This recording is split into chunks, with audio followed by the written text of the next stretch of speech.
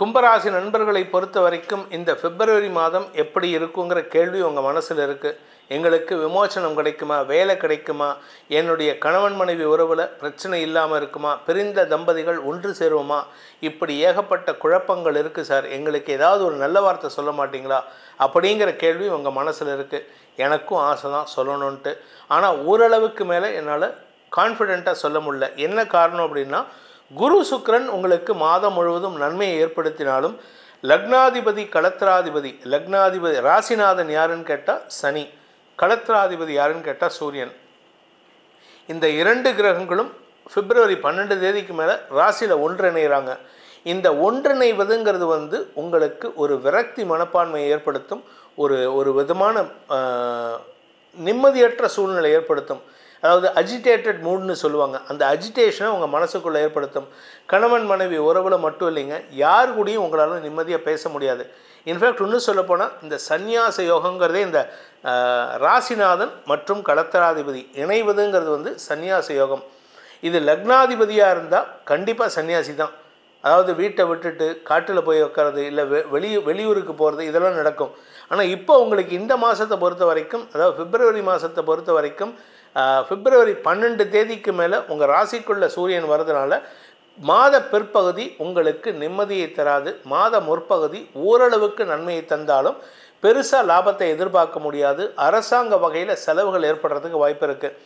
ஆக்சுவலாக விரயஸ்தானத்துக்கு மகர ராசிக்கு குரு பார்வை இல்லைன்னு வச்சுக்கோங்க, இந்த கும்பராசிக்கு லீகல் பிரச்சனைகள் வரும் அப்படின்னு சொல்லிடலாம். ஆனால் இந்த இடத்துல இந்த மகர ராசிக்கு குரு பார்வை இருக்கிறதுனால, அந்த இடத்துல சூரியன் இருக்கிறதுனால அரசாங்க வகையில் செலவுகள் தான் தரும், தந்தை வழியில் செலவுகள் தான் ஏற்படும் அப்படின்னு சொல்லலாமே தவிர லீகல் பிரச்சனைகள் ஏற்படாது. அதனால் நீங்கள் கவலைப்பட வேண்டாம்.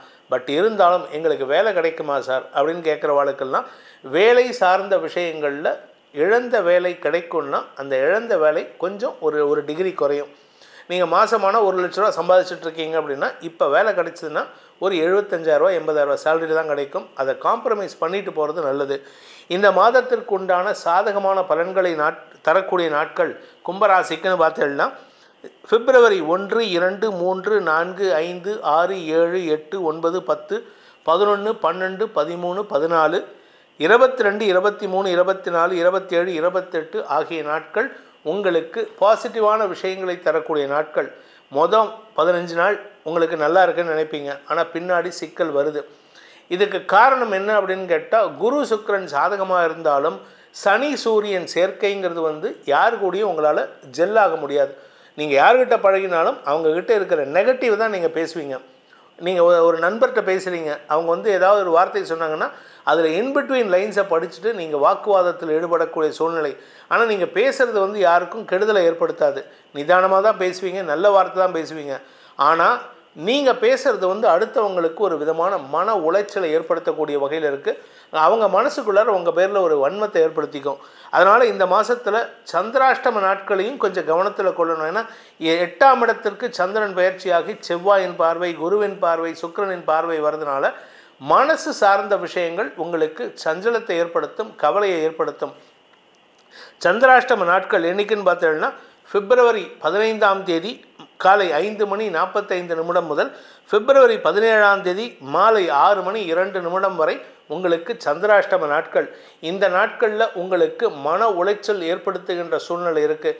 ஏன்னா 8ஆம் இடத்திற்கு 3 கிரகங்கள், அதாவது சுக்கிரன், குரு, செவ்வாயின் பார்வை இருக்கிறதுனால எதிரிகள் எந்த விதத்திலையும் வரலாம். பெண்களாக வரலாம், ஆண்களாக வரலாம், சக பணியாளர்களாக வரலாம், வாழ்க்கை துணையாக வரலாம்.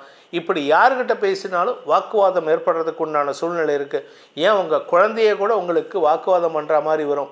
இதில் மாத முற்பகுதியில் குழந்தைகளின் ஆரோக்கியத்திற்காக செலவுகள், குழந்தைகளின் மேல் படிப்புக்கு உண்டான செலவுகள், இப்படிப்பட்ட விஷயங்கள், குழந்தைகளை தேவைக்காக அலைச்சலை சம்பாதிக்கக்கூடிய சூழ்நிலை இருக்குது.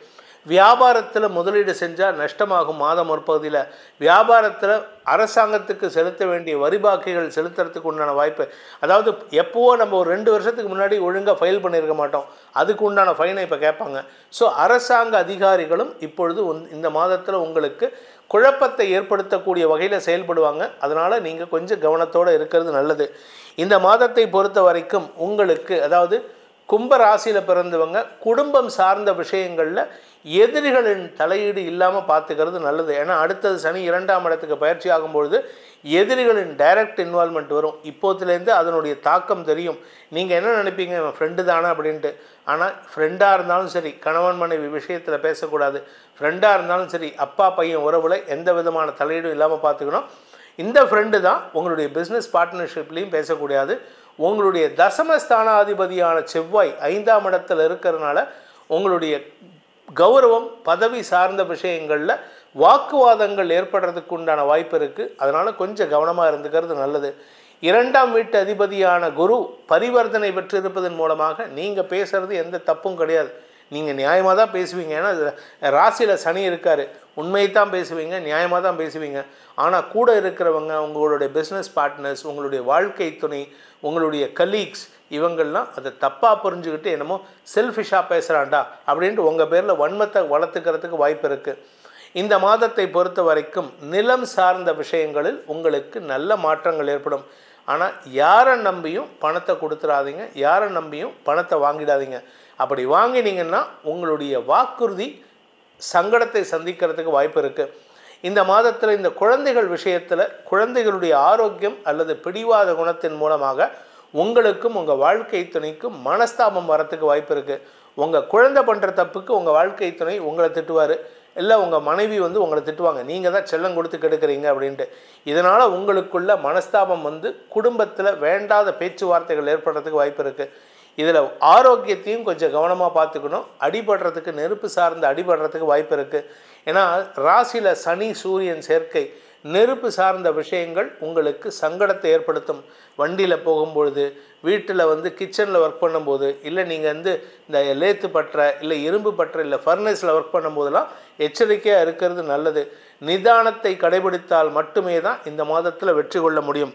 இந்த மாதத்திற்கு உண்டான பரிகாரம், அதாவது கும்பராசி நண்பர்கள் பிப்ரவரி மாதத்தில் செய்ய வேண்டிய பரிகாரம் என்ன அப்படின்னு கேட்டால்னா, மனசை அமைதியாக வச்சுக்கணும், நிதானத்தோடு செயல்படணும். இதுக்கு ஒரே வழிபாடுன்னு பார்த்தீங்கன்னா சிவபுராணம் படிப்பது, சிவ வழிபாடு, சிவ அஷ்டோத்திரம், லிங்காஷ்டகம், பில்வாஷ்டகம், ஸ்ரீருத்ரம் சமக்கம்ங்கிறது வேத மந்திரம்.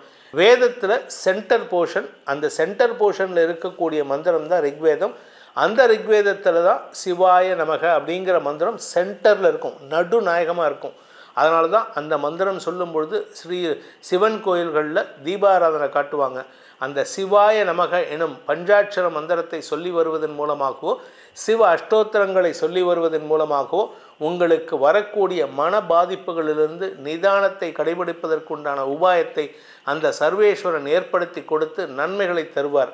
உங்கள் ராசிக்கு சொல்லப்பட்டுள்ள பலன்களை ஆராய்ந்து அதில் சொல்லப்படுகின்ற பரிகாரங்களை செய்வதன் மூலமாக குலதெய்வ வழிபாடு ப்ளஸ் பரிகாரம், இதை ரெண்டையும் செய்யுங்கோ, உங்களுக்கு சங்கடங்கள் இருக்காது. இதை தவிர சில ராசிக்கு மட்டும் சொல்லியிருப்பேன், துர்கா சப்த ஸ்லோகின்னு சொல்லியிருப்பேன். ஆனால் இந்த 2025 வருஷத்தில் ஜனவரி மாதத்துலேருந்து டிசம்பர் மாதம் வரைக்கும் உங்களை காப்பாற்றக்கூடிய மந்திரம் எதுன்னு கேட்டால் துர்கா சப்தஸ்லோகி. ஞானினாம் அபிஷேதாம்சி தேவி பகவதி ஹிசா பலா தாக்ருஷ்ய மோகாய மகாமாயா பிரயச்சதி அப்படிங்கிற மந்திரம். அதை சொல்லிட்டு வாங்க. அதில் கடைசியில் 2 லைன் வரும், ரோகான் அசேஷான் அபகம்சி துஷ்டா ருஷ்டாது காமான் சகலான் அபீஷ்டான் துவாம் ஆஸ்ரிதானாம் ந விபன்னரானாம் துவாம் ஆஸ்ரிதா ஹயா ஸ்ரேதாம் பிரயாந்தி சர்வாபாதா பிரசமனம் திரைலோக்கி சாகிலேஸ்வரி ஏவமேவ துவயா காரியம் அஸ்மத் வயரி விநாசனம்.